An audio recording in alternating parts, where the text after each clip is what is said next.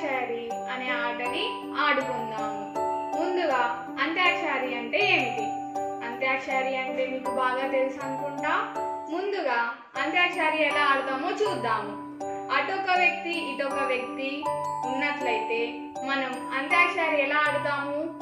Antakshari ఆడుకుందామా, cinema పాటలు పాడుకుందామా.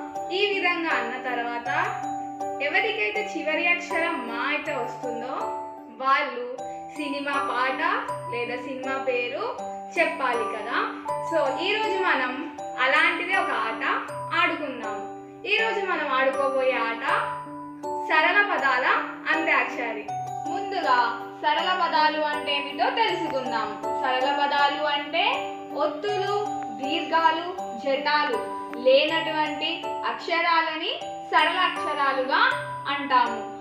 ఆ అక్షరాలతో ఏర్పడిన పదాలని సరళ పదాలుగా అంటాము. ముందుగా ఈరోజు మనం సరళ పదాలతో అంత్యాక్షరి ఆడుకుందాము. అంత్యాక్షరి మీకు బాగా తెలిసినట్లుంది. అదే విధంగా ఇప్పుడు పదాలతో అంత్యాక్షరి మొదలు పెడదాం. ముందుగా నేను ఇచ్చే పదము ఆ. ఆ అనే అక్షరంతో మీరు ఒక సరళ పదాన్ని చెప్పాలి. ఆ ఒక్క అక్షరం యొక్క చివరి అక్షరంతో మళ్ళీ మీరు ఒక పదాన్ని తయారు చేయాలి. ఈ విధంగా సరళ పదాల అంత్యాక్షరాన్ని ఆడుకుందాము మనం ఇప్పుడు. నేను ఇచ్చే అక్షరం ఆ. ఆతో ఒక పదాన్ని చూద్దాం.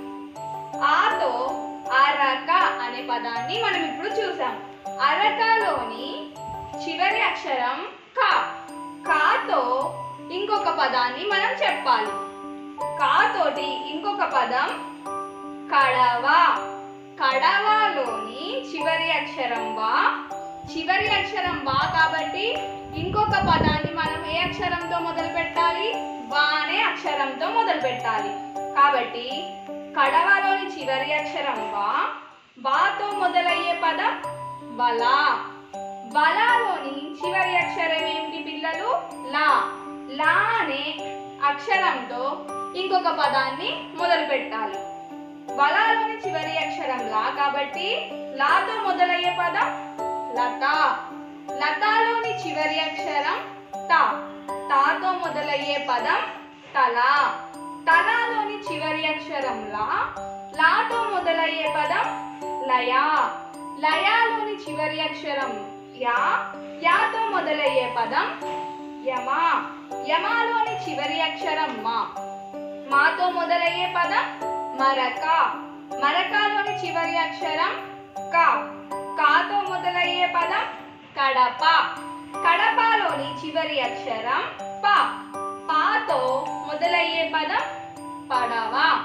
పడవలోని చివరి అక్షరం వా. వాతో మొదలయ్యే పదం వడ. వడలోని చివరి అక్షరం డా.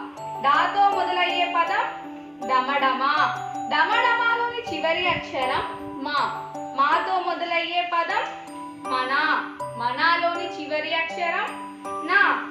నాతో మొదలయ్యే పదం నలత. నలతలోని చివరి అక్షరం తా. తాతో మొదలయ్యే పదం తబల. తబలలోని చివరి అక్షరం లా. లాతో మొదలయ్యే పదం లక.